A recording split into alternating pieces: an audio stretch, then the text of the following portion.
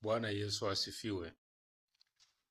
Ninatumai mnaendelea vizuri mchana huu wa leo katika siku hii ambayo ni siku muhimu kabisa, siku ya 5 ya juma.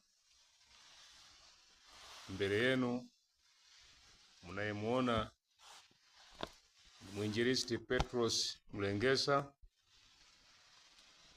Nipo Iringa wa kanisa la Waadventista wa Sabato.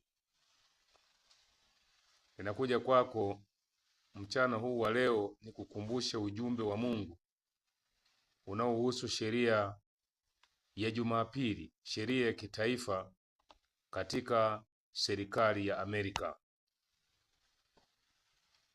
Mpendwa mtazamaji, kwanza kabisa kabla sijaingia kwenye dondoo za neno la Mungu kupitia mtumishi wake Ellen G. White, ninapenda niwajulishe mchana wa leo kwa kurudi katika historia siku za nyuma. Wana wa Israeli wakati Yesu anazaliwa, viongozi wa kidini na watu wa kawaida hawakujua, wala viongozi wa serikali hawakutambua hilo, lakini waliojua ni wale watu waliojulikana kuwa ni masikini, watu wasiokuwa na maana, watu ambao walikuwa ni wachungaji wa mifugo waliokuwa milimani,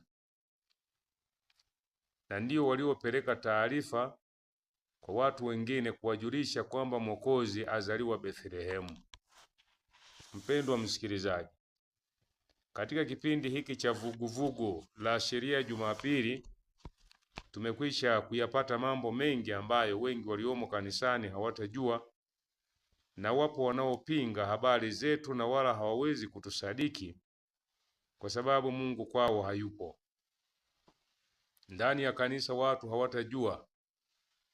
Amri ya Jumapili inapokwenda kutangazwa hawatatambua, na hata mlango wa rehema utafungwa bila wao kujua.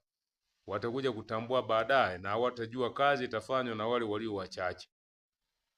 Mpendwa msikilizaji wangu na mtazamaji, kwanza kabisa na tuombe. Nakushukuru Baba na Mungu wangu, mfalme wa mbingu na nchi, uishie milele. Nalitukuza jina lako kwa sababu umenipatia siku hii ambayo wengi wameshindwa kufika, lakini ni kwa neema. Naomba upo pamoja nami katika kupeleka ujumbe huu duniani kote,